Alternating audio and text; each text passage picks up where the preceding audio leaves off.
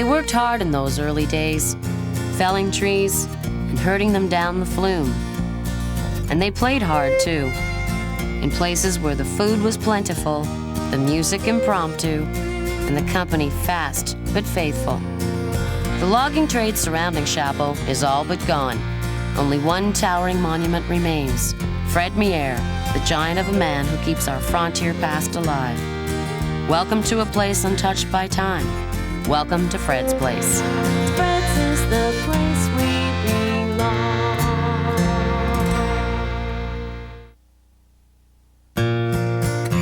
Surrounded by the rolling waters of the Ottawa River, Alumet Island, a stone's throw away from Pembroke, is made up of 6 tiny townships.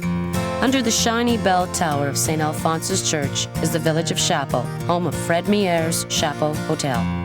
My uncle, Fred Mier, in 1993 is going to turn 70 years old, be 50 years married, and 52 years at the Fred Mier Chapeau Hotel.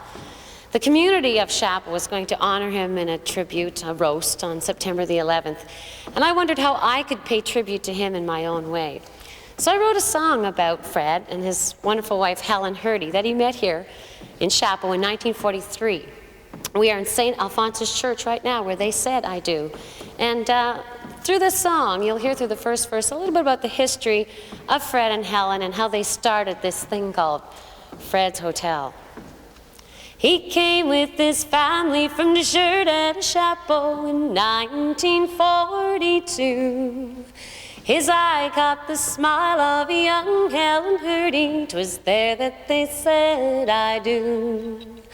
They started a venture to detail, to mention a place that you all know well. Now it's done its part as a Canadian landmark, Fred Mier's Chapeau Hotel. Oh, we'll go to Fred's and we'll fill our heads with music and stories and songs. Oh, we'll make lots of noise for the old Chapeau boys. Fred's is the place we belong. Fred's isn't the only hotel in the community, but it's the one that people have taken to heart. I've been coming to Chapeau since I was about 3 or 4 years old, which is about 35 years ago now. My great-aunt and great-uncle owned the hotel right across the street from Fred's Keown's Hotel. And even back then, they were fighting a losing battle with Fred's across the street because Fred's has been an institution for as long as I can remember. And Chapeau was always a place where seemed to attract the colorful. And there was a whole bunch of brothers and sisters. I remember there was Batiste and Batak, 2 brothers and 2 sisters named Pyrex and Pyrene. And they were either found at Keown's Hotel or over at Fred's Hotel. And most people gravitated over to Fred's Hotel around 6 o'clock for the big dinner.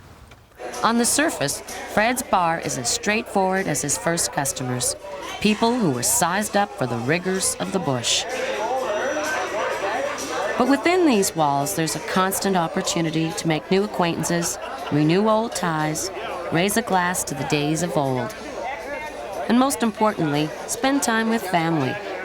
While that master hotelier Fred Mier fusses over your every whim with the help of son Rolly, who will someday be famous for the best bar trick in the Ottawa Valley.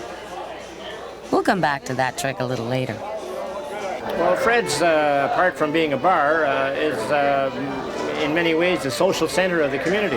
This is where you meet visitors. This is where you talk and visit with your friends.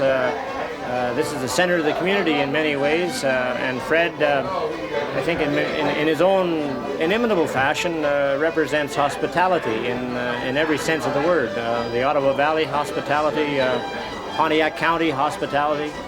And it is that kind of reputation that he has developed over many years of service to his customers and service to the community at large. It's a service that includes good food, good music, and good hospitality. Fred and his sisters worked for their father until he acquired the hotel from his father in 1943. Those early years were hectic. Already Fred had the responsibility of the family business, and he was barely 20 years old. Fortunately, there'd be Helen to help him out. A noted historian, Fred remembers those early days on the island.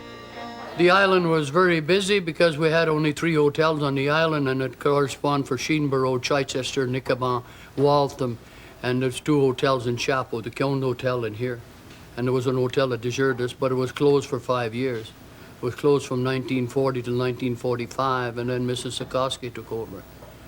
But most of the people drank here because you couldn't get back to Pembroke at night. There was no ferry. So if you got over here and you got a half cut, you couldn't go back till the next day. He just zings them off. He has a quip about everything. But one of the things that's always amazed me about Fred is that you could go in there in 1978 and you could go back in 1992, and Fred would say, "Yep, I remember you were back here in 1978. You were sitting over in that corner wearing a yellow shirt." And he's right. He has an incredible memory for people. So everybody that walks in the door, once they've been in there once, the next time they'll go back, they're an old friend. This is Adelaar Gaillon. He was my first customer that I ever sold a pint of beer to. He came from the north with some money in 1941. They had money. He brought 5 cases of quartz Black Horse. He went to Nicoban, and about an hour or so, after 2 hours, they came back on a bet that he could come to Chapeau and back in Nicoban in 45 minutes with P.J. Denny. The horse name was Norm. And if you're wondering how a man his age retains all that information, I had the first computer on the island.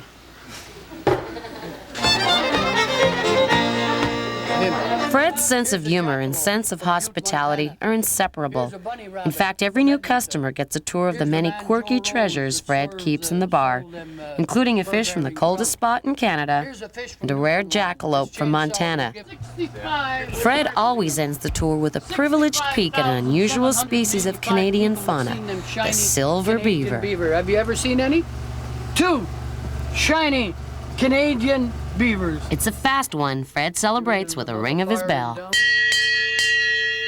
Fred explains how the joke first began.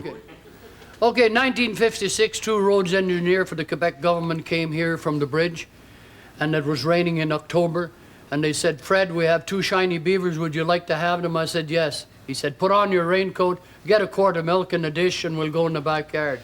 So we went in the backyard, and he put down the window, and there's the guy stuck his hand and showed me 2 shiny Canadian beavers. So ever since that, I brought in a lot of suckers that came and seen my beavers in the fridge, which I'm politer than them, it's not raining. What did you expect? After all, the Ottawa Valley's been the land of tall tales since the days of Big Joe Mufferaw, and over the years, Fred's Hotel has spawned more stories than Mark Twain's Missouri. We used to bring horses into the saloon years ago, and there was a group of Americans up from Pennsylvania, and they were enjoying themselves. They were supposed to be fishing or hunting or whatnot. And one lad got up in the morning and came up to the bar with Mrs. Mier and said he had dreamt that there was a horse in the bar last night. She just gave a little shrug. Maybe there was, maybe there wasn't, you know. Until they went home and developed the pictures, and sure enough, there was this 1,400-pound Appaloosa Punch, a horse that belonged to Fred's daughter, Deborah.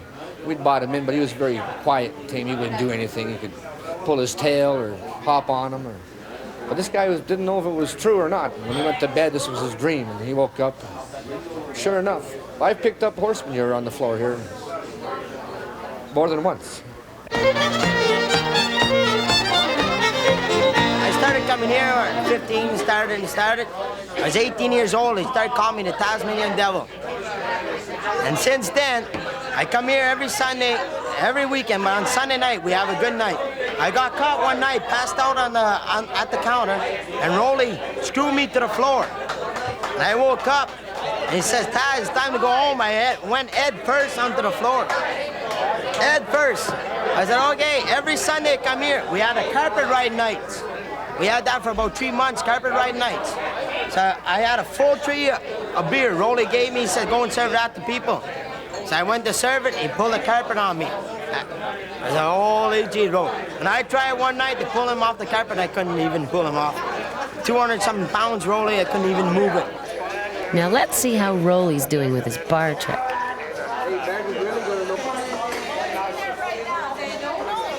We'll get back to it.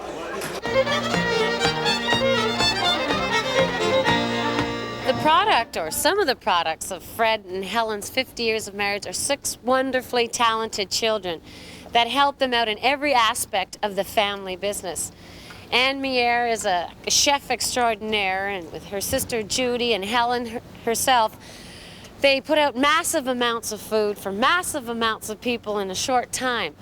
Debbie and Rolly are more on the bar side, and they will concoct a homebrew for you in any which fashion you desire. And what's so special about all of that is that they remember how you like your Caesar. If it was a little spicy, even if it's been a year since you've been here, they'll remember. The steaks, Anne will look at you and she'll remember that you like it medium rare. That's what makes you want to come back. They make you feel special, and they genuinely care.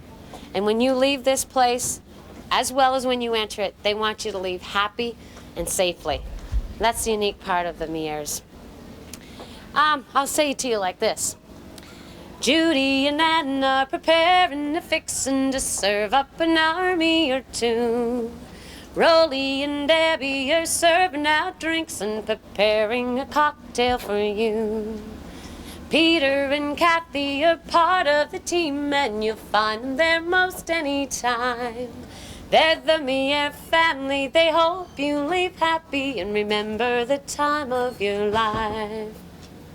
But being a member of this family business isn't always easy. In fact, the work never ends. Being a family business is a 7-day-a-week job, and your hours will range anywhere from 8 to 16 or more.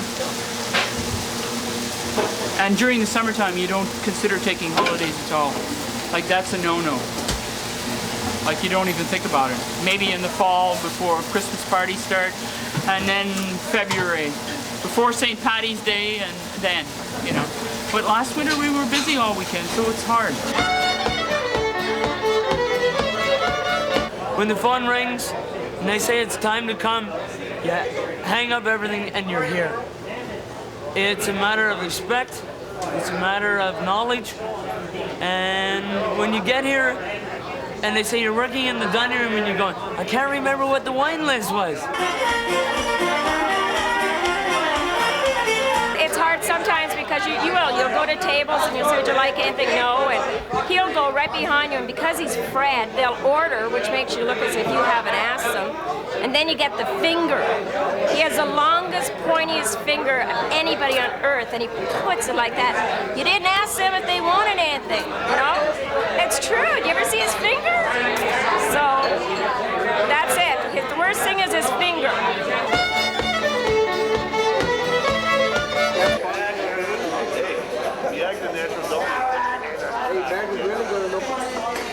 Well, there you go. Case of 24 in the palm of his hand.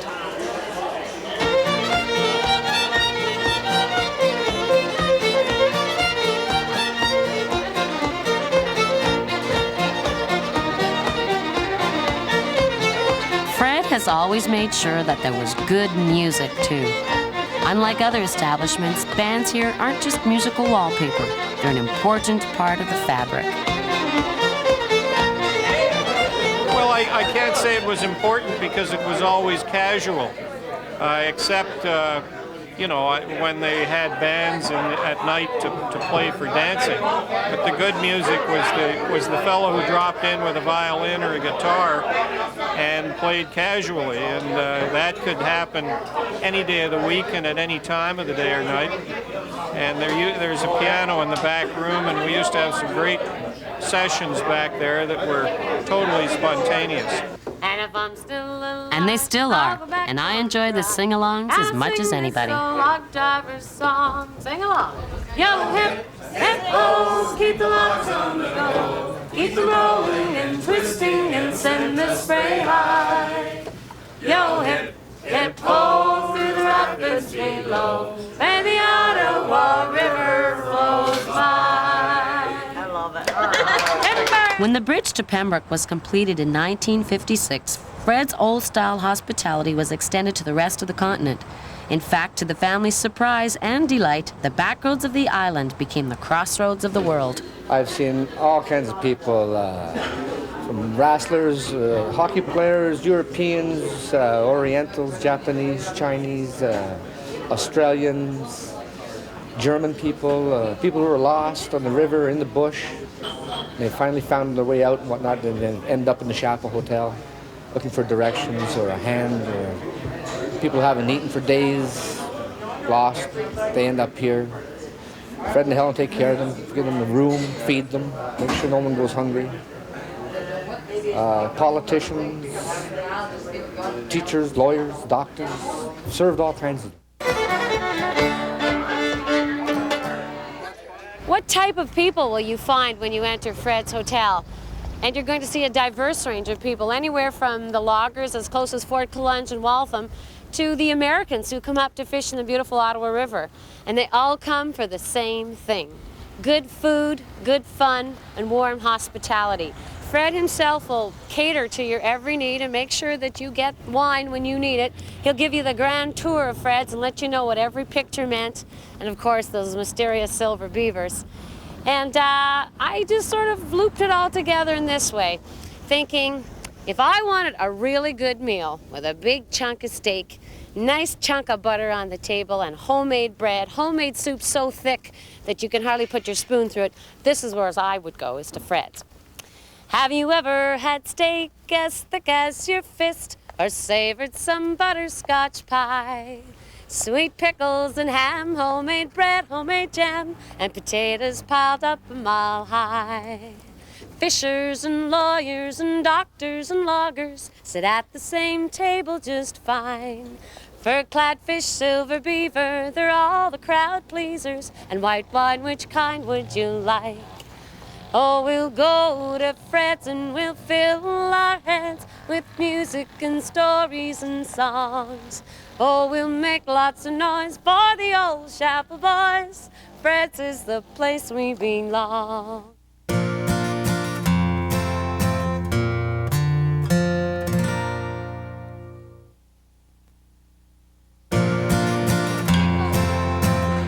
It was here, at the Upper Pontiac Sports Complex, that Fred Mier was toasted and roasted by his family and friends. Organizers sold over 1,000 tickets to this event in a matter of days.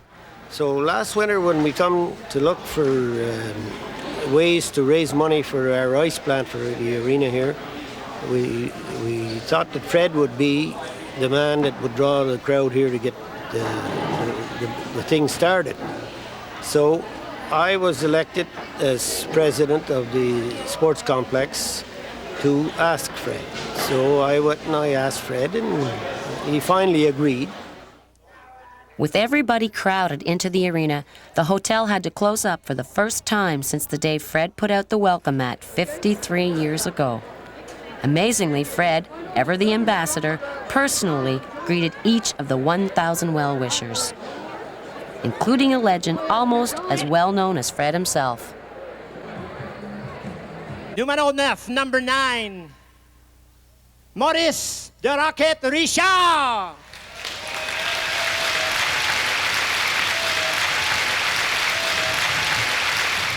Ladies and gentlemen, Mr. all the mayor from around Chapeau, and your big friend here, Fred. I'm happy to be here tonight with him.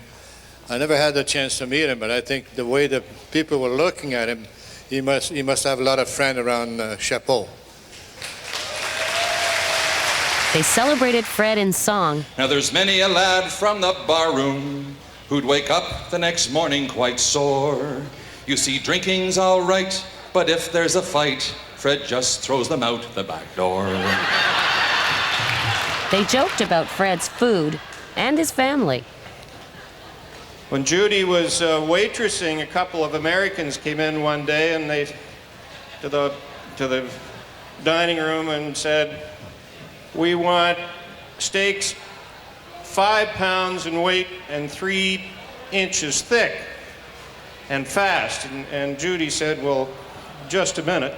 So she went out to the kitchen, and a few minutes later came back, and she said, well, Anne says if we had anything like that, we'd eat it ourselves. And made room for whatever else came to mind. Chapeau. Well, I grew up in Pembroke, and I was the product of a Protestant conservative household, and we thought Catholics were evil. And I subsequently married one, but I just to see.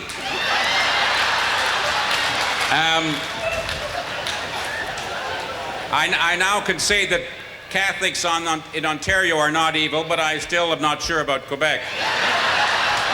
Then it was time to give the floor to Fred and let the man do what he's been doing uniquely for years, entertaining barroom style. Like Mr. Gail said about Edward Gavan, he was a very good customer of mine, but he was very loud. He was like them new music that the young teenagers are playing today, so loud that you couldn't even put up with him.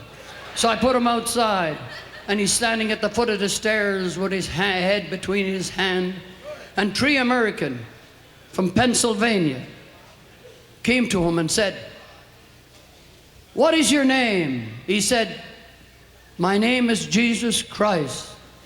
And he said, "I'll bet you a case of beer that that is my name."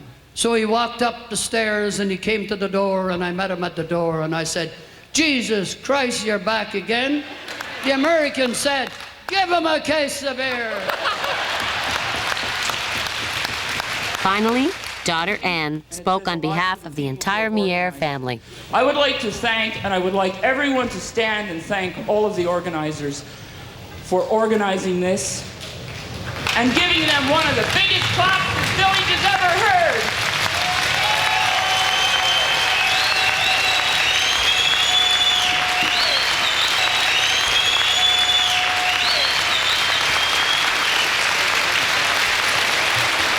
The people of Chapeau and the 5 surrounding areas stayed up until the wee hours of the morning and celebrated each one of Fred's 70 years.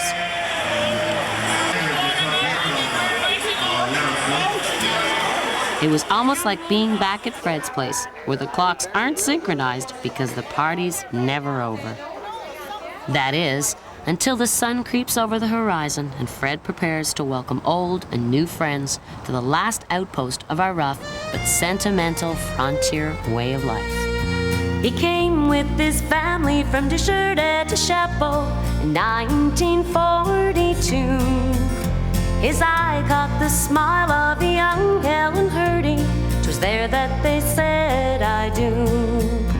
They started a venture to detail, to mention a place that you all know well. Now it's done its part as a Canadian landmark, Fred Mier's Chapeau Hotel. Oh, we'll go to Fred's and we'll fill our heads with music and stories and songs.